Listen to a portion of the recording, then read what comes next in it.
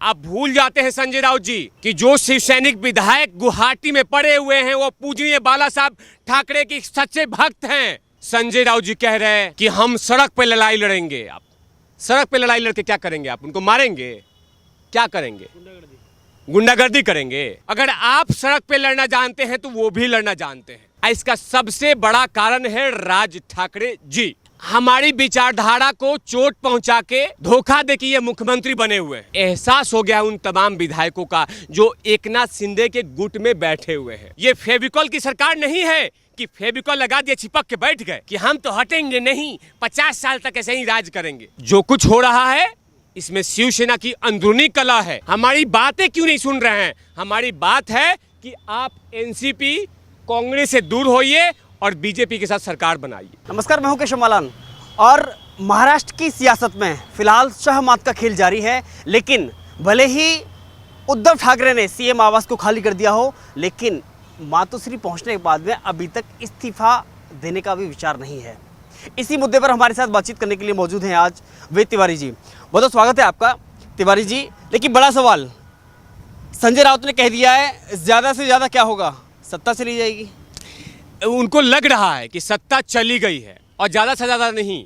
आपने जो विचारधारा बेचा है, जो आपने विचारधारा छज्जे पे रख दिया है पूजनीय बाला साहब ठाकरे का, वो विचारधारा को एकनाथ शिंदे जी याद दिला रहे हैं। आप तो कॉम्प्रोमाइज कर रहे हैं, आप तो डील कर रहे हैं, लगातार महाअघाड़ी को जोड़ने में लगे हुए हैं, लेकिन एकनाथ शिंदे जी विचारधारा को जोड़ने में लगे हुए हैं। पत्रकार महोदय, आपने देखा होगा जब से सिनारियो स्टार्ट हुआ है बगावत का, सूरत से गुवाहाटी तक का जो दौर स्टार्ट हुआ है, उसमें सिर्फ एक ही मकसद है कि आप विचारधारा को लेके आ जाइए, हमें कोई दिक्कत नहीं है। लेकिन कौन कौन से बातों को इस्तेमाल किया जा रहा है कि हमें आपको कीमत चुकानी पड़ेगी, बागियों को हम सड़क पे लड़ेंगे। आप क्या देखना चाहते हैं? और संजय राउत जी ये भूल क्यों जाते हैं? जो ये भाषा बोल रहा है कि हम सड़क पे लड़ेंगे, हम बागियों को चेतावनी दे रहे हैं। आप भूल जाते हैं संजय राउत जी कि जो शिवसैनिक विधायक गुवाहाटी में पड़े हुए हैं वो पूजनीय बाला साहब ठाकरे के सच्चे भक्त हैं। अगर आप सड़क पे लड़ना जानते हैं तो वो भी लड़ना जानते हैं। आप धमकी मत दिया कीजिए। और जो कुछ हो रहा है वो कहीं ना कहीं शिवसेना को लग चुका है कि हमने विचारधारा के दबाव में जब तक इसको बचाए रखा, वो चुपचाप रहे विधायक, लेकिन अब चुपचाप नहीं रहेंगे। इसका सबसे बड़ा कारण है राज ठाकरे जी।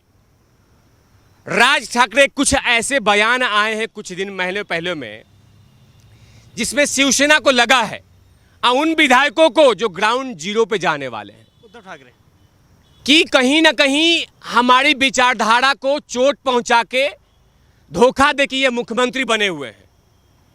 आज जब वहां के विधायक जाएंगे जनता जनार्दन के सामने कि हम शिवसेना को वोट दीजिए, तो जनता कहेगी आपको वोट कैसे दे, आपने तो हमारे दिलों पे चोट पहुंचाया है, हमारे सोच पे चोट पहुंचाया है, आपने हमारे बाला साहब ठाकरे की सोच पे चोट पहुंचाया, तो आपको वोट कैसे दे? तो हम तो वोट देंगे राज ठाकरे को, क्योंकि हिंदुत्व के एजेंडे को, हिंदुत्व के सोच को, बाला साहब ठाकरे की शैली को, अंदाज को राज ठाकरे जी लेके चल रहे हैं।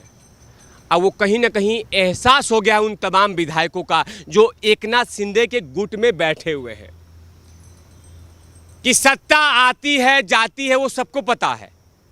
अब वो तमाम विधायक जो एकनाथ शिंदे के गुट में बैठे, वो जानते हैं कि 2.5 साल के बाद, 2 साल के बाद सरकार गिरेगी, हम जैसे जनता के सामने जाएंगे जनता हमको गरिया देगी, जनता भगा देगी, भागो यहाँ से, भागो यहाँ से।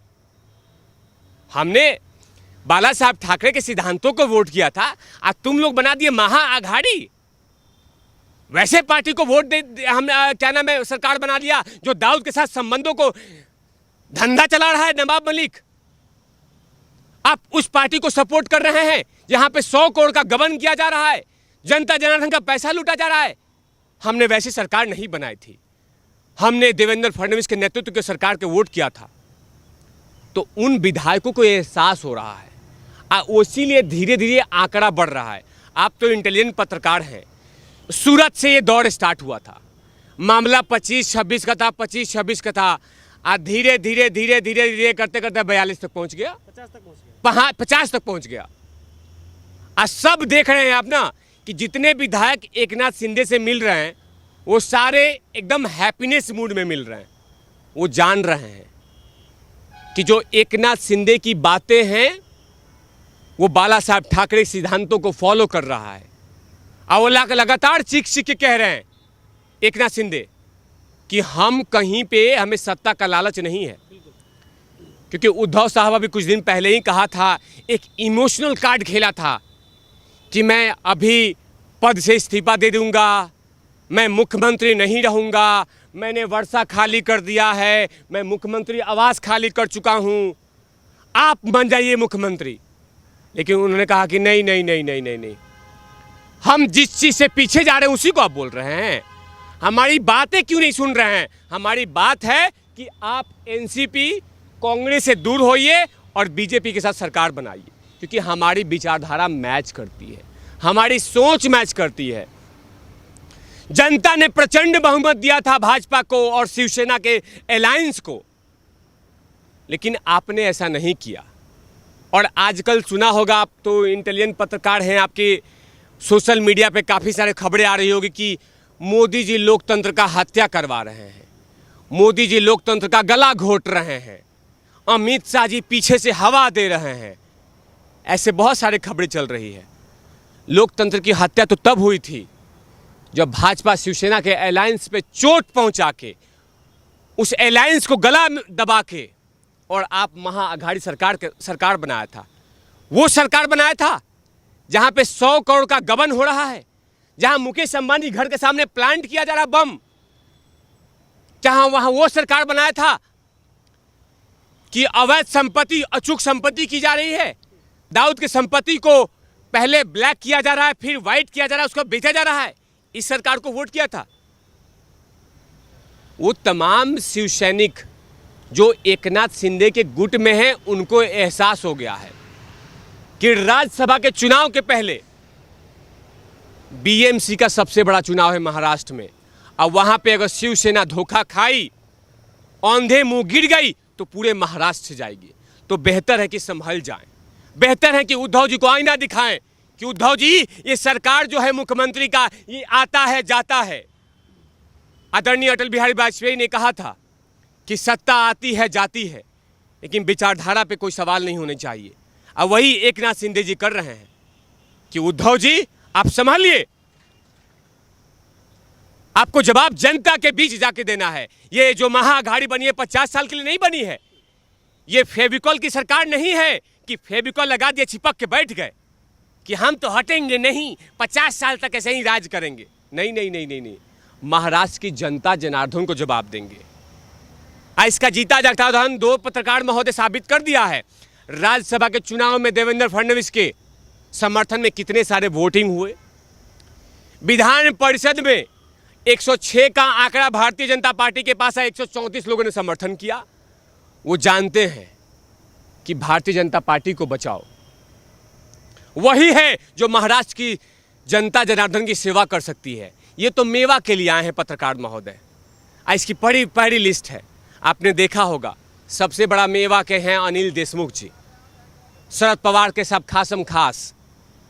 बताइए कि सेवा के लिए बनी थी या बाकायदा ट्यूशन दिया जा रहा था मुंबई पुलिस के टैलेंटेड ऑफिसर को कि छोले वाले के साथ 5,000 रुपया लीजिएगा, टमाटर वाले के साथ 3,000 रुपया लीजिएगा, वो ठेकेदारों वाले के साथ 16,000 लीजिएगा, और जहाँ पे डांस हो रहा है बार बार उसे 50,000 रुपया लीजिएगा। यही कहा गया था ना। क्या इसके लिए महाअघाड़ी बनी थी? यहाँ जनता जनार्दन ने ऐसा सेवा दिया था? नहीं, जनता जनार्दन ने भारतीय जनता पार्टी और शिवसेना के अलायंस को वोट किया था, लेकिन आपने उनको धोखा दिया। लेकिन पत्रकार महोदय, जो कुछ हो रहा है इसमें शिवसेना की अंदरूनी कला है, और इसको शिवसेना को संभालना चाहिए, अकड़ में नहीं रहनी चाहिए। अभी देख रहे हैं कि बार बार शिवसेना के बड़बोले सांसद संजय राउत जी कह रहे हैं कि हम सड़क पे लड़ाई लड़ेंगे। आप सड़क पे लड़ाई लड़के क्या करेंगे? आप उनको मारेंगे? क्या करेंगे? गुंडागर्दी करेंगे। आप भूल जाते हो कि जो विधायक गुवाहाटी की धरती पे बैठे हुए हैं, जो महाराष्ट्र से गए हैं वहां पे, वो सच्चे भक्त हैं, और वो भी पूजनीय बाला साहब ठाकरे जी का। अब बाला साहब ठाकरे जी के भक्त हैं वो भी पीछे नहीं हटेंगे। आप जितना उनको डोज दे रहे हैं उतना ही वो बोल रहे हैं कि हम पीछे नहीं हटने वाले। हमारा एक ही मकसद है कि आप विचारधारा को फॉलो कीजिए और जनता जनार्दन के सामने जाइए, क्योंकि जवाब हमें देना है। हम विधायकी का चुनाव लड़ेंगे, हमें सांसद बनना है, हमें निगम पार्षद बनना है। आप देख रहे हैं कि धीरे धीरे सांसद भी एकनाथ शिंदे के गुट में आ रहे हैं, निगम पार्षद भी आ रहे हैं, क्योंकि ग्राउंड रियलिटी पे जनता जनार्दन को सेवा देना है, उनका आशीर्वाद लेना है। शरद पवार साहब का आशीर्वाद नहीं लेना है। शरद पवार साहब तो एक नेता हैं, जनता ने नेता बनाया है, तो जनता सिंहासन देती है, सिंहासन ले लेती है। तो उसी चीज को बचाने के लिए बाकायदा शिवसेना के वो जो एकनाथ शिंदे गुट है वही लगातार काम कर रही है। लेकिन इसमें ये कहा जाए कि लोकतंत्र का हत्या हो रहा है। लोकतंत्र का हत्या 2019 में कर दिया गया था, जब बीजेपी और शिवसेना के अलायंस को तोड़ा गया था, उसी समय हत्या की गई थी। लेकिन सवाल यह है कि शरद पवार कह रहे हैं अभी तो बहुत सारे गणित बाकी हैं, आखिरी समय तक उद्धव ठाकरे के साथ हैं। अब शरद पवार साहब भूल जाते हैं कि एकनाथ शिंदे जी भी महाराष्ट्र की धरती से आते हैं, और जो तमाम विधायक हैं वो भी महाराष्ट्र की धरती से आते हैं।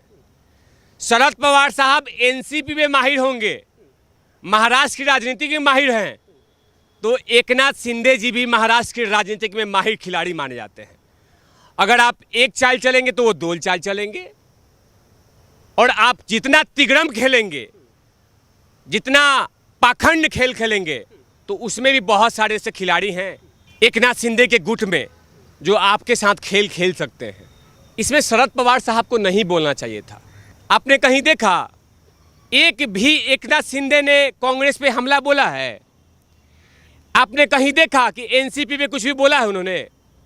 उन्होंने सिर्फ यही कहा है, बार बार कहा है कि उद्धव साहब ये कुर्सी पे जो बैठे हैं इस कुर्सी को त्यागिए और आइए आप यहाँ पे हमारे साथ, हमारे मन को टटोलिए, हमारी विचारधारा को देखिए जो लगातार एनसीपी खत्म कर रही है। और ऐसे कितने सारे शिवसेना के नेता बोल चुके हैं कि एनसीपी हमें अंदर ही अंदर खत्म कर रही है, और उसी को बचाने में एकनाथ शिंदे लगे हुए हैं।